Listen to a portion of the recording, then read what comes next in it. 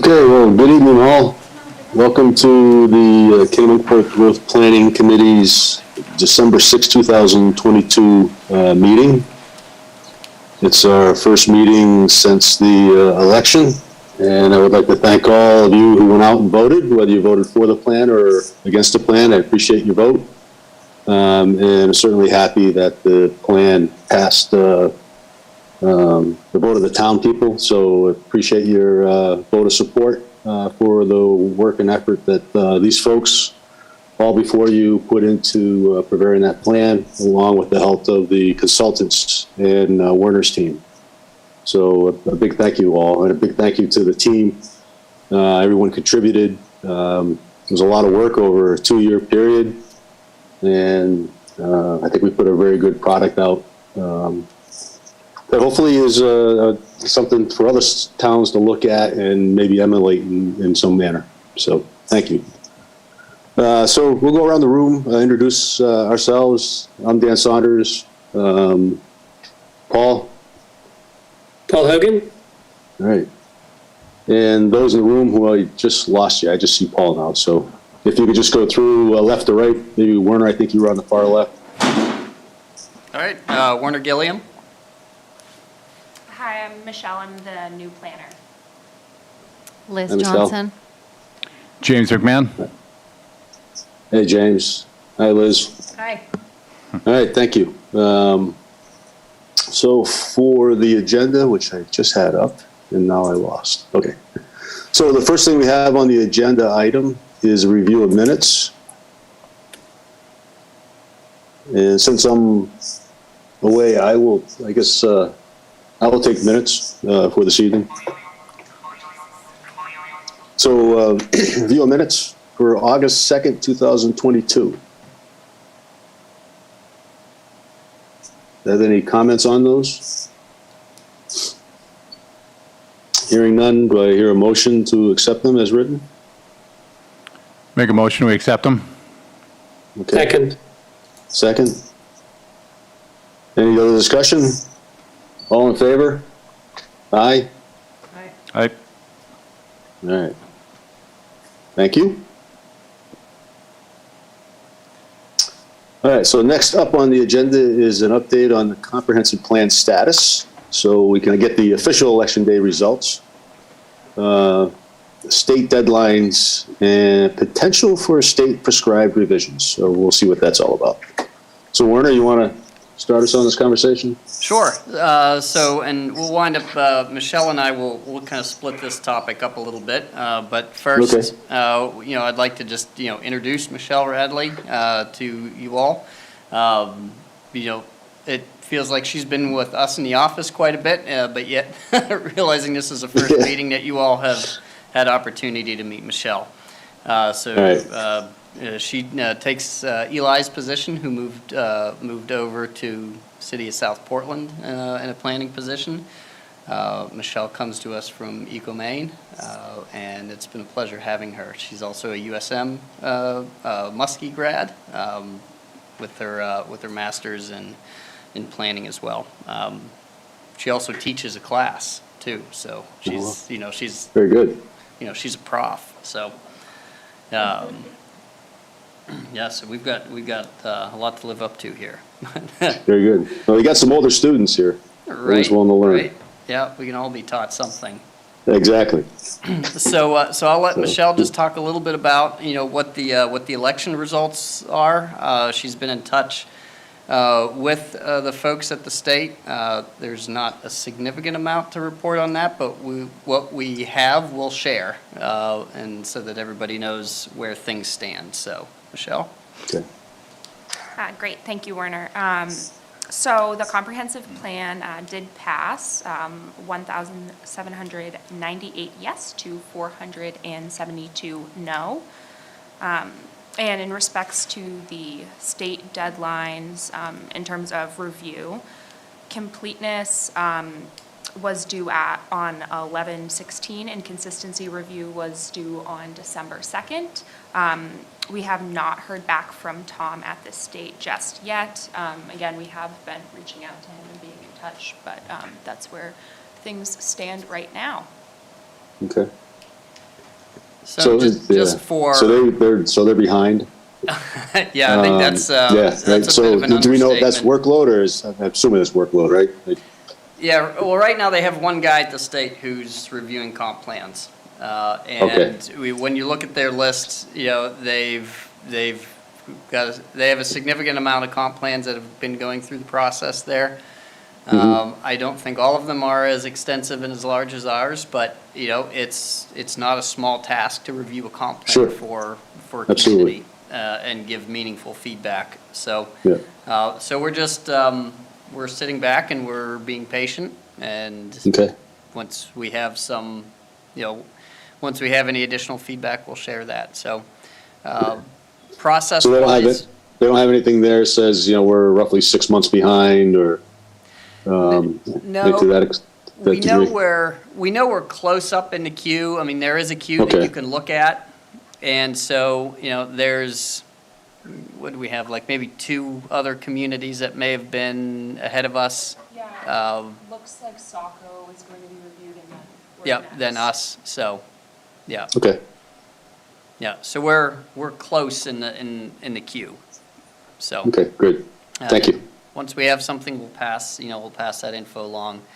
The thought would be is that if the state does come back with any elements that are either deemed incomplete or inconsistent, then at that point, we would reach back out to Tom and Liz to work with us on authoring up any amendments that would need to be done in order to get that consistency from the state. Okay. But that would also necessitate whatever those sections were, we'd have to go back to the voters to do an update, you know, for those pieces. Right. So, but, and that's just a factor of just timing, you know, I mean, we were, we were on time, you know, we followed our schedule and we met our deadlines, and, you know, as you all remember, our task, you know, was to, you know, get a comp plan that was approved by the voters. Obviously, we want state approval as well, but, Mhm. you know, so we met our deadline, and now it's just up to the state to see that, we'll see what they come up with. But, Okay. So one comment on that, because I did see the email concerning ordinance changes for June, and we need a memo to them by December 22nd of this year. Seems like the timeframe gets longer and longer each year. If it's a relatively simple change, hopefully it'd be something we could work through. If we got, say, feedback in January, we could work through in a month. Do you think there's any opportunity that we could get something like that on the June warrant, or are we really looking at a November warrant no matter what? so the goal would be a June warrant. Yeah. And if we were to receive feedback from the state, you know, say within the next, you know, I'll call it the next 2 weeks, you know, really what we're looking for on that December 22nd deadline isn't necessarily a full written write-out of what the amendments, you know, of what ordinance amendments are.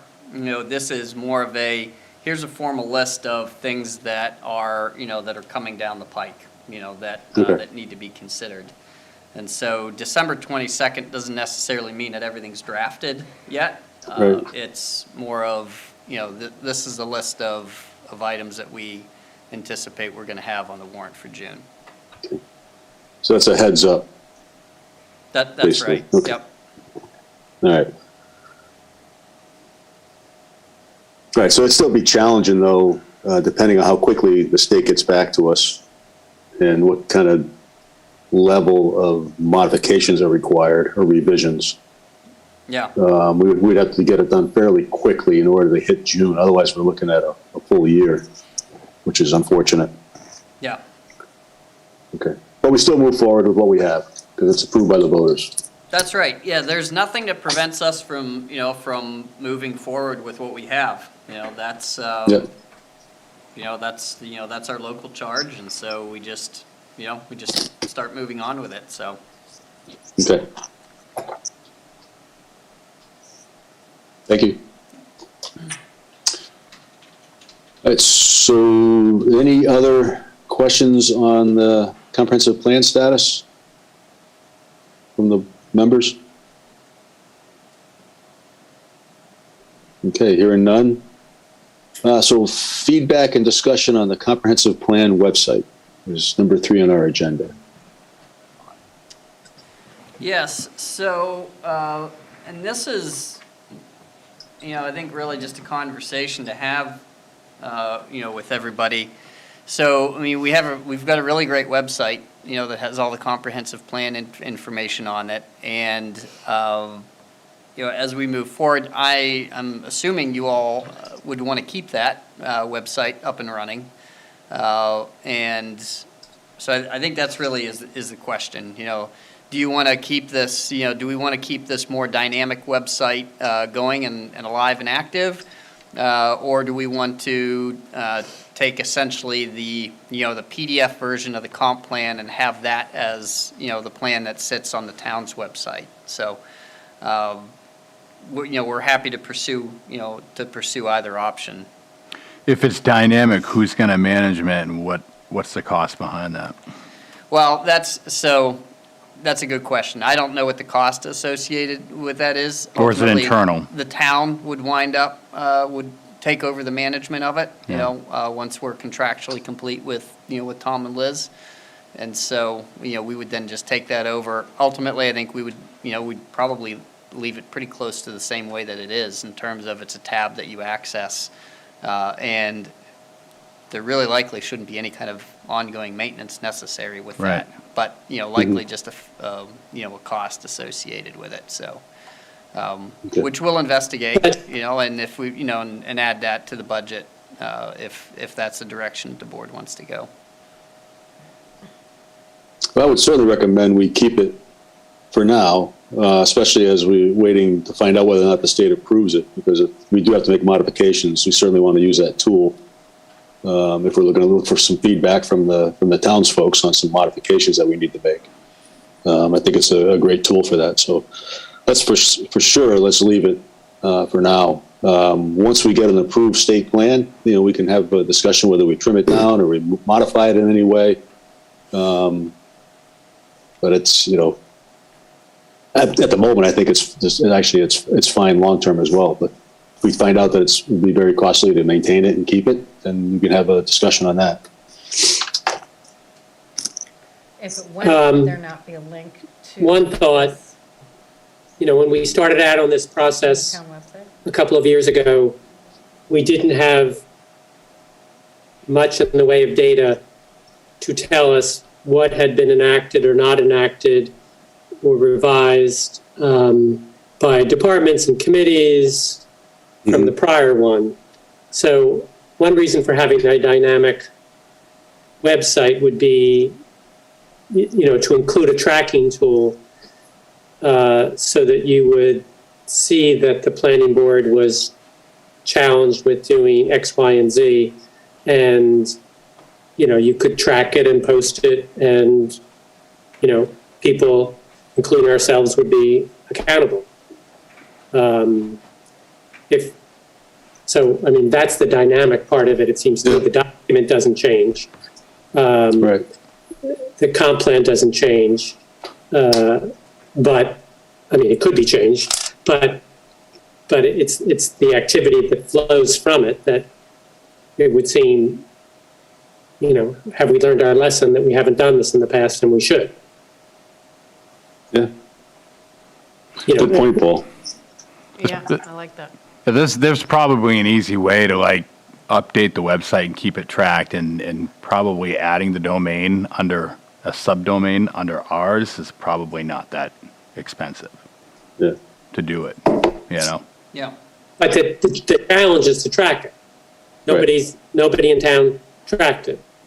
Either a committee or a department tracked it. And, so do we want to take that on? Should we take that on? And if so, how would we do that? And, we don't have that tool on this website, but it could be added. We have all the lists. We need a way to record it and monitor it and ask people on an annual basis, say.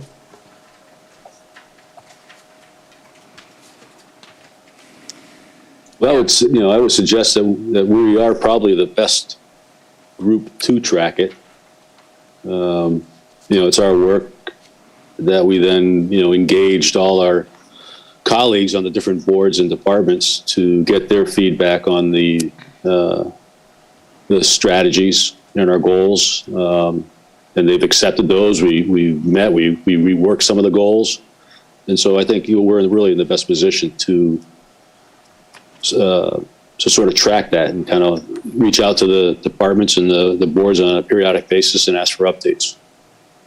Because it's going to behoove us going forward as we approach the next rewrite, right, to have that information. So it'll benefit us, and we're the ones that are probably most engaged with what those are. It would seem, it would seem it would be a conversation with Lori and the Board of Selectmen to get their concurrence that this is an appropriate thing to do, and that Lori would make it important to all of the department heads to, as part of their annual dues, right, to track that and then report it in somehow. It could be done as simple as on a Google spreadsheet, and the department heads could have access to it and to do it. It could be a self process where it wouldn't be an administrative task on the committee necessarily. We would obviously look at it and edit it and question and query it, but it could be a big Google spreadsheet. Yeah, simple. Let's keep it simple. Okay, so what I'm hearing is that, so we definitely want to look at keeping, the website that we have, and we can look into options as far as, what the best way, from a tech perspective, what that looks like. And then I'm also hearing this, this thought of, having, a bit of a dynamic spreadsheet that's added to the site that, likely would be pretty similar to what we sent to you all was with all of the strategies and the responsible parties. And, maybe what we wind up with is we have a couple of other columns that are added to it that, where folks can give some updated information, in terms of, maybe progress or, notes or something of that nature. Right. Even, departments or committees could include links to the changes made in ordinances or new programs initiated, so that would all, it could all be reported and people could take credit for what they do. Sure, yeah, so we have some way to track our progress. Yeah. I'd maybe add in there too that whatever we're going to put in there to encourage community members that if they have an interest in a particular goal or target, to encourage them to participate in those particular meetings where they're going to be discussed. So, as part of that, they have a vested interest in going to the meetings and not the common theme, I didn't know this was happening, or I didn't know where to go, or whatever. We should continue to encourage, the community to go to those particular meetings so they have their chance to, provide any feedback. Yeah, I like the concept of it logistically. The communications of that piece is a little tricky. Folks Sure. folks have to step up to the plate and keep track of it to some degree themselves. Not necessarily the strategy work, but if there's an interest in a particular group, say for instance, Conservation Commission. So we would then want, we'd encourage folks, if you're interested in what that commission is doing, then you need to make sure that you're signed up for the alerts, that tell you when they're meeting and get, Right. Get the updates to their agendas and so forth. But Right. I agree. If folks are interested in it, then they should, and we could probably do some kind of a info sheet that gives kind of a what next, now that this has been voted on, if and give folks that encouragement. Right. However, the correlation is if they're going to see this and they say, I'm interested in talking about this or Sure. understanding where it's going to go, they can somehow correlate, that chapter or that goal or that committee and how to get it. So Yeah. Yep. Yeah, and I think once we take all of the, these goals, the strategies and the policies and put that out there so that people can see it a little bit better in terms of, here's who the responsible parties are, it'll make a little bit more sense. Yep. We can point folks into that and say, Yeah. all right, these are the sections if you're interested in it, follow the responsible party there. yeah, on the town calendar. Yep. Yeah. Yeah.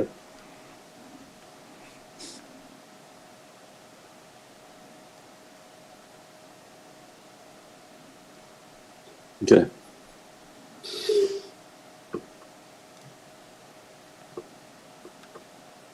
Of course, the hard part with any of those plans is when it starts coming to spending town money. If something has to get done. And that could always make things slide over what our goals are, right? Same as in a company. Start asking for CapEx or increased budgets in order to accomplish something. So we want to think about how we want to communicate that as part of this as well, right? It shouldn't,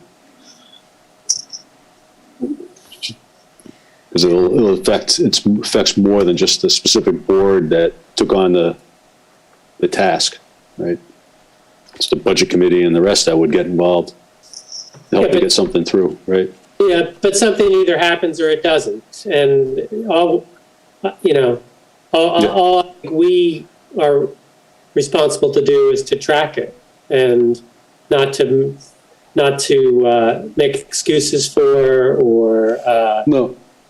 provide. If someone says, hey, whatever happened to whatever, then they would, see who the responsible party was and say, they could attend a meeting or send a letter to the editor or call Lori and say, how come nobody ever did whatever? Well, you're right. And I didn't want it to sound as if we were making excuses, but it needs to be, written in a way that say, this has been tabled due to whatever the cost may be, or either an additional head added to the town, and we can't do that at this time, and have it be fairly open and transparent that that's why, right? Yeah, and that could be in the Google spreadsheet, Yeah. or some comparable tool. Right. Yeah. The department could write that in. We proposed and we didn't get the money, so we're not. Yeah, no, that's a fair point. I mean, I think on a lot of, goals and policies, if you were to try to assign a fiscal note to it, there's a pretty good chance you wouldn't get any of it passed, whenever you added all the numbers up. And I mean, and that would take, Here's part B of the plan. We need $30 million, right? So, Right. We'll have a bake sale. Yeah. Right, there's a lot of cookies to sell.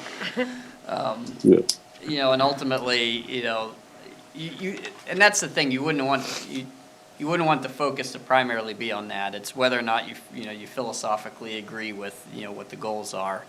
Right. And then if it's important, then it's up to those, individual, boards or groups then to work to try to see how you make that financially feasible. But Right. So we adjust the plan. Right. that's right, yeah, I mean, if you have something in So- the plan that shows up, that's showing up in 6 different versions of the plan, and somebody finally says, well, look, we researched it, and it just, we put it out to the voters, and it didn't pass because it cost whatever, 30 million, then at some point, you stop, banging your head against the wall with it and take it out of the plan.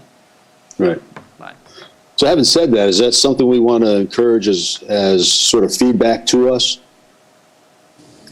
So that if a committee takes on a plan and as they're reviewing it for the second time or third time, after originally agreeing, determine that, we really can't do it this way, or we can't do the specific strategy.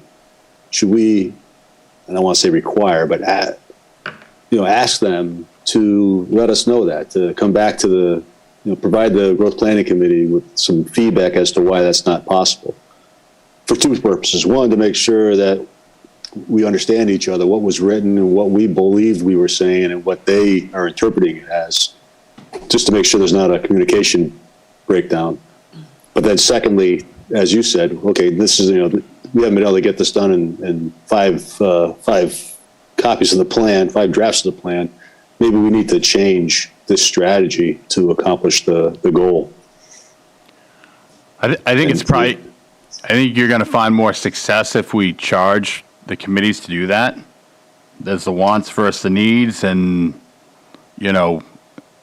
asking them the who, what, when, where, why allows them to probably work through those things quicker instead of avoiding it. Because it's a financial constraint or whatever. I agree with that. I think that's probably a good approach. I don't know, each goal or each topic, charge them with what particular information you want. No, I think it's fair to ask for feedback, Yeah. Yeah.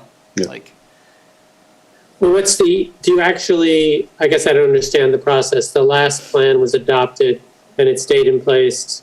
We didn't amend it 15 times because things didn't happen. Is it appropriate? Do municipalities amend their plans regularly? And does the state have to then come back and reapprove it? yeah. When no, you that's- say you have a state-approved plan, that's, a particular document at a particular time. Yeah. Now, that's a fair question, and I would say that it's very atypical for a community to treat the comp plan, that dynamically in terms of going back to the voters for amendments. That's not really, I think process-wise how it's intended to operate. Really the intent is that, you do your plan every 10 years, and then in the next 10 years, you do an update to it. And unless, I think if there's been some significant development or change in town, that would, Sure. That would really warrant, maybe something chapter specific, would be a good way to look at it. Then you would just amend that particular section. But Paul, I think process-wise, yeah, you'd want to go back to the state, to get a consistency read on it. If you were doing an amendment, you wouldn't just. Even down to the strategy level, I mean, if we amended, 10 different strategies that are going to accomplish the goals that we set forth in a different way, I would think the state is more concerned about the goals in our policies versus the actual strategy we are planning to implement to achieve it. Well, To some degree, right? This doesn't bind anybody to anything. And what with, more study, somebody decides there's a better strategy or something happens in the interim, they just go ahead, they do it, and they report it on the Google spreadsheet. I'm just using that term. And then we know what happened, and no harm, no foul. Yeah. I mean. Yeah, I think that's. I don't think the state's really concerned about any of that in the grand scheme. Like the comp plan benefits the community. The state's position with it is just, they're not reviewing this from a regulatory perspective. They're reviewing it because, state law has a process, baked into it that if a town has a comp plan, this is what, and a community wants consistency, then this is what they do. I mean, you have a fair number of communities in the state that don't have comp plans at all. And, so it's really, I think it's really more for our benefit. To me, I think the bigger question is that, if we've strayed, at what point, once you've kind of strayed from a spot, is it no longer the same plan that had its consistency review?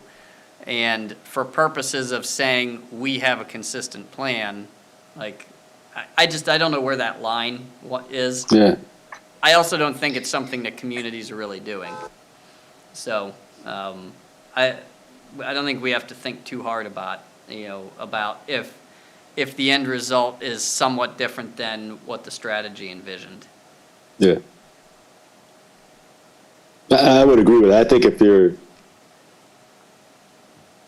basically 80% correct, I guess. I don't know another way to put it, but within the meat of the plan, you have the whole sustainability process, right? I mean, if we were to step away from that, then I see that you're no longer consistent with your plan, right? That you're not going to implement anything to support sustainability, right? Versus changing of some of the strategies based on some additional information that we found out, right? The Silver Jackets complete their analysis and find out there's other things that we could do than things that we had laid out in our resilient strategies. Yeah. And so, based on that information, I think we're very consistent. We did the analysis. Now we've come up with some more and new information, and we're modifying some of the strategies in order to take in that new information. And we're still, working on how we're going to protect our town against sea level rise. Well, which is very consistent, right? in that end, we're the only ones that hold ourselves accountable, for the implementation of it. So there's no, reporting in that sense to anybody really other than ourselves that that we've implemented pieces or portions or any of it for that matter. I mean, obviously the idea is that communities implement it, but we're not. It's not like a state assessment, where you get a quality rating based on how well you're doing with it. That doesn't. There's nothing like that in place. It's our own accountability. Well, it's important that we stay consistent with it, right, in order to protect our ordinances against lawsuits and so forth. That's right. I mean, that is one of the elements that that you could run into. I mean, if you have a plan that that calls for something quite dramatically different than what you have in ordinance, at some point that does become a question of whether or not you're consistent. Because the two are supposed to be consistent with each other, and I mean that's more of a that's a separate lawsuit, that a community could have, but that would be specific to, for instance, like an application. If we had a particular goal that said we're going to, allow for X, type of use, right? Whatever that happens to be, and then in 9 years we've never done it or never even considered it, and somebody comes along and says, hey, your comp plan says you were supposed to allow for this, then I don't know, they might have an argument, in a case, but. Okay. I have a question. A lot of this is proactive on the part of a lot of the departments and committees. Is it broken down by committee of what sort of, for lack of a better term, what their to-do list is? It can be done that way, yep. Because otherwise, there's no checkpoint, there's no Right. accountability. Yep. Yeah, and if you remember when we were doing the development of it, it was done that way. I mean, those lists were, were sent out and, because we recognized that we needed to engage, all those different groups before, instead of just handing everybody the list afterwards and said, here's your list that we came up with for you. Right. So is there a time frame in 6 months, a year, 2 years, whatever, where I mean, it's great to keep, track, like Paul was saying, on a spreadsheet, but is there a time when sort of all the committees are required to submit have done this, done this, working on this, so that progress can actually be No, not that specifically, but, the goals they do tend to be broken down in terms of time frames, right? So you remember we have some that are ongoing, goals. That's basically hey, this is a practice that you're doing, keep doing it. Right. And then you have those long-term ones, and then the short-term and the medium. And some are almost preventative. Right. Yeah. So sustaining environmental. I think the next step really is that, is we go back with the list, and those groups each get all right, here's a comp plan, it's passed. Yeah. Here's the list. Here's your to-do list. That's right. Is it, yeah, And that we can work on some kind of, maybe draft language for kind of a cover letter for that says, as you work, the growth planning committee would like to have, maybe it's an annual report on where things stand with this, just to be able to report that for, when we would typically do like a town report, something like that. Yeah. What do you all think of that we have something where, it could be reported in in an annual report? yeah. It's a good suggestion. I think I would go back to what Paul said, which I think was a good idea, is we could take those tables, and I forget what you guys did those in, that listed all the strategies, what they were, who the responsible parties were. And then we had the ongoing short-term, medium-term, long-term sort of guidance, right? So we didn't say 1, 2, or 3 years. And have those and maybe expand it, as you suggested, Werner, to include some additional columns, but have that be a live document that we ask them to at least update once a year. They're welcome to update it after every meeting if they choose to. But at least on a once a year basis, they go in and actually update the information. Then it makes it sort of a live document that they do the updating on, and was less administrative on us. And they get it updated with the information they want on it, right? It's not us interpreting what they told us or what they put in, they emailed to us. I love the idea of that, but I can tell you practically that won't happen. Just in terms of, some of it's just in terms of who you give access to do what. So, I mean, ultimately, I think as long as those groups just send it to whoever, whoever staff-wise gets charged with that, and then it gets updated that way. I mean, that's how. Okay. I mean, that's how it would, it would be done, practically. Okay. I don't know that we would. Yeah, I just didn't want to get into having to do any type of reports, type of thing. Otherwise, all they could do was really update their action items. Yeah, and to Werner, Right. you're thinking old school. Yeah, no, I hear what you're saying. Yep.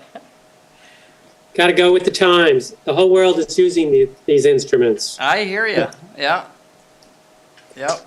I mean, teams work, collaboratively. It's just, Try it. it's second nature to anyone who doesn't have a gray beard like me. Give the government the tool. They'll. Yeah. I love the idea of having others be responsible for their own work. Yeah. But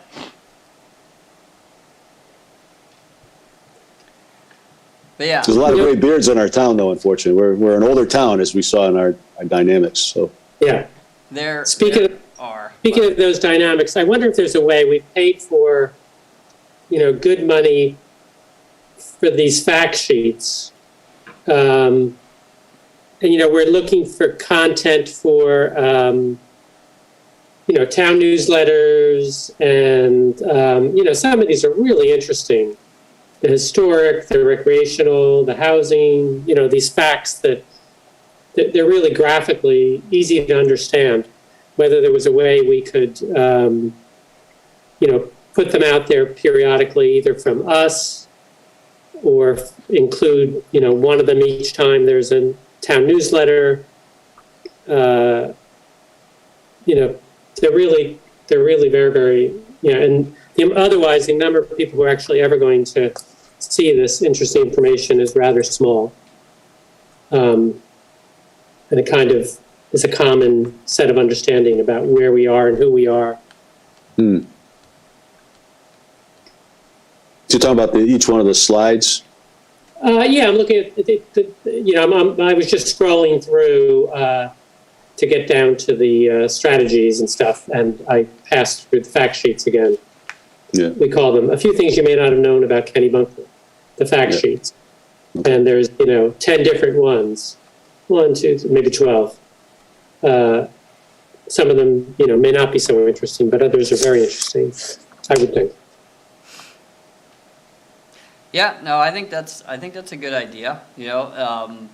It's not uncommon for us to, be looking for, things to put into, newsletters. And so I think that's a good idea, to use some of the fact sheet, data, you know, almost have a, a did you know, column. Right. Yep. Right. Yeah, that would be a great way to handle it. We could start our meeting and all the people that listen to our meeting could hear it too. Did you know? Yeah. Right? Yeah.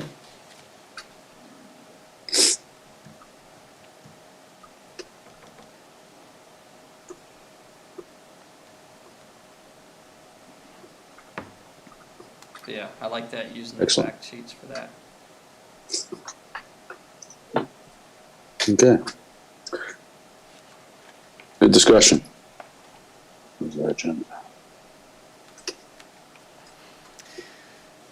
All right, so what we did, I mean, we Yes, yes. provided, just as a quick reference, all of the different, all of the different strategies, so that you all have them.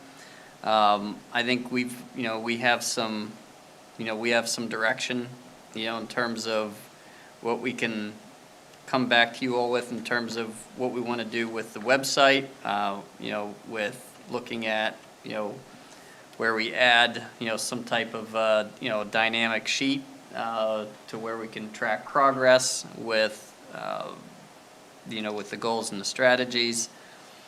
We'll also look to see, communicating the goals back out to the different boards and committees so that, it's the follow-up to the fact that, all right, comp plan passed, now here's the, here's the reminder.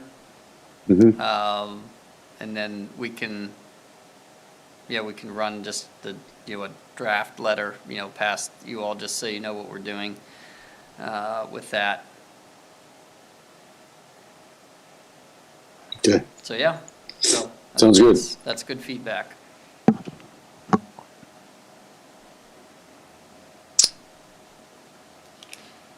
Anything else on, for discussion? So one thing that, just thinking about, growth planning committee's own, your own items on the spreadsheet. One of the things that we, is on there, we do our periodic review of where growth is occurring. And, we talk about, those types of amendments, if any, to the growth, the rate of growth map, that we have. I think for,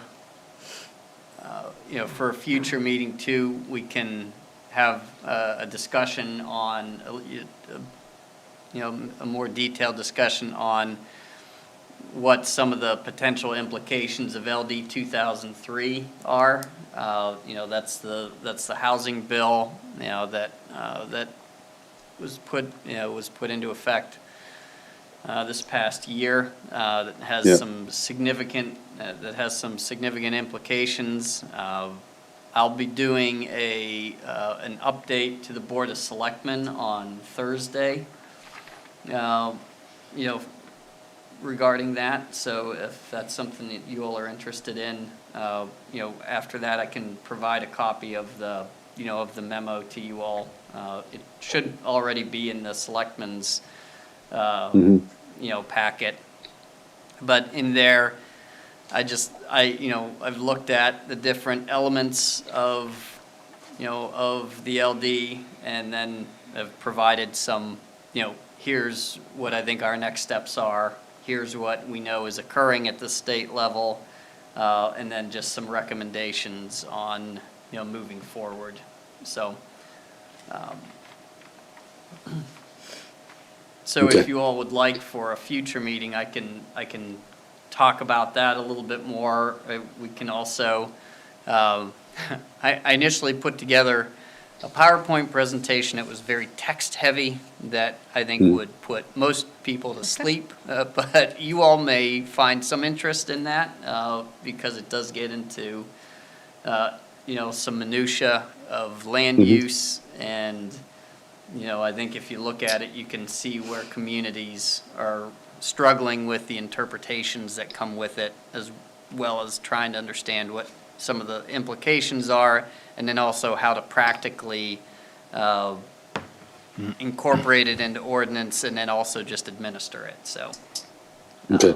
Does your PowerPoint presentation kind of discuss those implications? No. And how it would relate to us? No. Okay. So what I have in the it's one of those questions I have people ask, so what does this, what are the implications of this? And I have to tell you, whenever I look at one of the sections, I say, I have no idea, because to really be able to think about, what the kind of longer term implications are, you have to really understand it.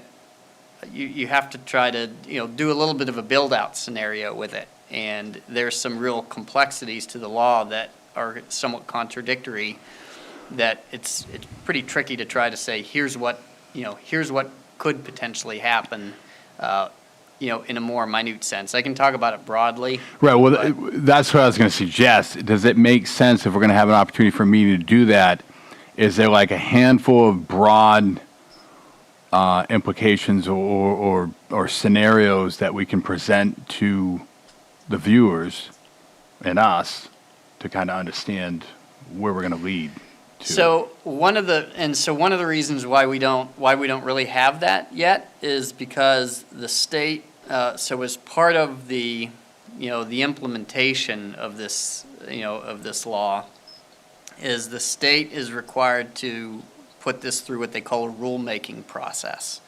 And so that's where they take kind of the broad language and essentially come out with, call it policies and procedures. So they just threw a grenade in and right, and now said, we'll figure it out as we go. That's right. Yeah, Yeah, that and makes that's sense. not, so. Common sense. So No. that's not uncommon. Not uncommon. With certain, with certain pieces of legislation. I mean, to some degree, if you had every little piece of how to administer it, it would be impractical to Right. have as a statute. We have to vote for it before we can see what's in it. Right. Yeah. So it's, so what you wind up with, so shoreline zoning is a perfect example. So shoreline zoning in statute is not super long necessarily, but the document that DEP gets charged with that really then takes the, the theories of it and puts it into practice, is something that DEP is charged with. And then communities have to implement that into their ordinance. And I think this is somewhat similar in that practice, in that you have this overall statute. DECD is the group that has to come up with the rulemaking. They're not regulatory, not like DEP is, so it's it's similar in structure, but dissimilar in, what their role is. They don't have any enforcement capacity like DEP does. But that's a good example, because if the state has a shoreline zone of 250 feet and we've adopted 150 feet, you know what I mean? If they change that, it would be good for people to understand that. Yeah. You So all that to say is that we really have to wait for the rulemaking to be done before we can really specifically start looking at ordinance amendments to be consistent with it. And we have to have that rulemaking done before we can really say, here's what here's what we think the implications are. When do you envision that kind of discussion happening? Or when do you think they're going to figure their portion out? So they've just hired the staff to do that. They have staff that's been, that they've got on board, I think, here in the past, month or two, that's charged with developing the rulemaking. So the other piece of it is that this group at DECD is also going to be administering grant applications for communities to help them do some of the technical analysis and the rewrites. That won't be, that's not going to be available until sometime, next year. I suspect probably sometime in the spring is when we'll see those applications, come forward. So, right now, what we're advocating for, and when I say we, this is me, communities speaking through the Regional Planning Commission, so we're being advocated for through SMPDC, so our Regional Planning Commission. We're requesting that the legislature extend the deadline. So they essentially had a July 1 of 2023 deadline that communities were supposed to have this integrated into their ordinance. And so for multiple reasons, we've told them that that's just not possible. Some things are possible, and I outlined that in the memo to the selectmen. For instance, making modifications to the accessory dwelling unit standards is pretty straightforward, and we can bring that into compliance with, with the statute fairly easily. Some of the other ones are just going to take a lot more work and a lot more review, that's beyond the capacity that we have to do. So, and that's, and we're not alone in that, that's pretty much every community that I've spoken with is going to need more time and some help with that. So I don't think it's not a heavy lift to ask the state to extend that by at least a year, which is what we're asking. So. It makes sense since they don't have the expectations. Did any of this set on go their own. into effect immediately, other than the things that went into effect July next year? Does anything go into effect immediately? Well, yes, there was a couple of sections of the statute that went into effect, immediately, but those didn't necessarily require any type of ordinance amendments on the part of the localities. So some of the elements that went into effect were more state charge items. DECD is charged with looking at statewide housing goals. That's not something that that really requires us to work on an ordinance amendment for. So there's really, from what I can see, there's 3 sections primarily that deal with ordinance amendments. One deals with accessory dwelling units. The other one deals with density bonuses for affordable housing development. And then the third piece is what I identify as the 2 to 4 unit allowance, and that's where residential lots, depending on whether they're in a growth zone or not a growth zone, could have anywhere from an additional 2 to 4 units on the lot. So, but there's a lot of what ifs, if this then that type scenarios that have to get fleshed out. So those 3, the big 3 that someone would walk into your office and say, "Oh, I want to put an accessory dwelling unit on," and your local rule limits me, say, and so, but those big 3, they all don't happen till next year? Correct. Okay. Yep. Yeah, they have dates. They have the July dates for. Got it. Yeah, and so it's that one that we're going to be asking for to get bumped out to at least 2024. Right, because we'd have to be well on our way to having an ordinance written to address them Yeah, within the next 2 months in order to achieve that goal. that's right. Yeah. Yeah, and there's, we know that there's a possibility that there may be other amendments that are going to come through the legislature as well. I've heard everything from some legislators just looking to flat out, yank it completely. And so, where we know there's, some uncertainty, to the history, or to whether the bill remains, we also didn't want to put a lot of resources into, doing these studies if it's something that was, that the next session was going to yank. So, or modify. I mean, there could be, we've also heard, the potential that there may be some modifications, that come out to LD 2003. So, it's as much about being, efficient with our, with our time and our resources, so. Mhm.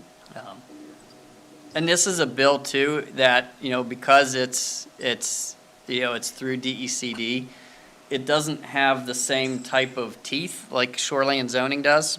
And so so your ordinance, in your ideal world, your ordinance is consistent with, with state law. But ultimately, folks ask, well, what if your ordinance isn't? Well, then at that point, it really becomes more of a legal question. And whether or not somebody chooses to challenge the validity of your ordinance, which could occur.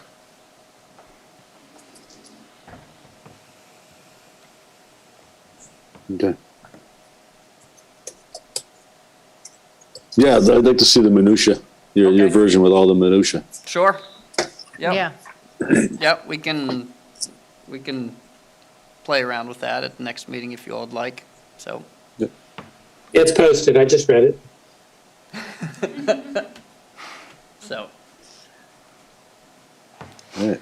yeah, so what I didn't give out for that one, Paul, was the, the PowerPoint with all of the very specific language of it. I'm Yeah. cognizant that for what I'm presenting on Thursday, that, that's just an overview, of, it's an update, and, that we can get into a little bit more of the details on our own. Okay.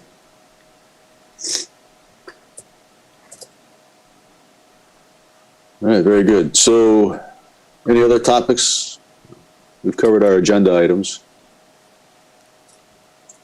Hearing none, we should discuss next meeting. I would propose January. Next meeting, If we follow our schedule, would be, yeah, so if we were following the schedule, your next would be the 20th. But I suspect, I know we've got a number of other different committees that are also foregoing those meetings that week. And so if we were picking up the schedule, then we would be meeting on January 3rd. yep.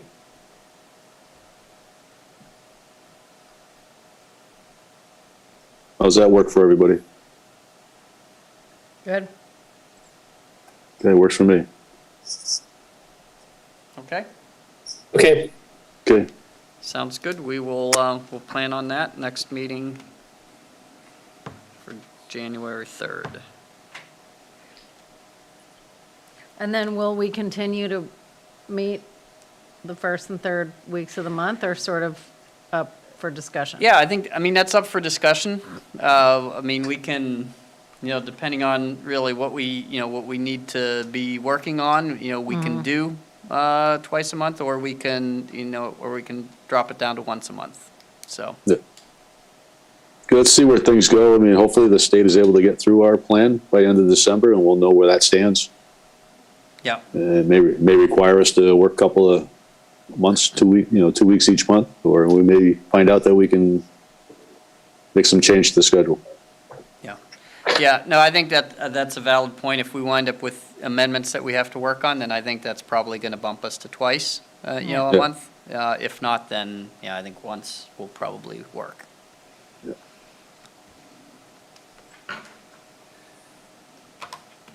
Okay. All right, that's all I have. All right, very good, Werner. Paul, do you have a motion you need to make? Oh, I guess I should make a motion that we adjourn. All right.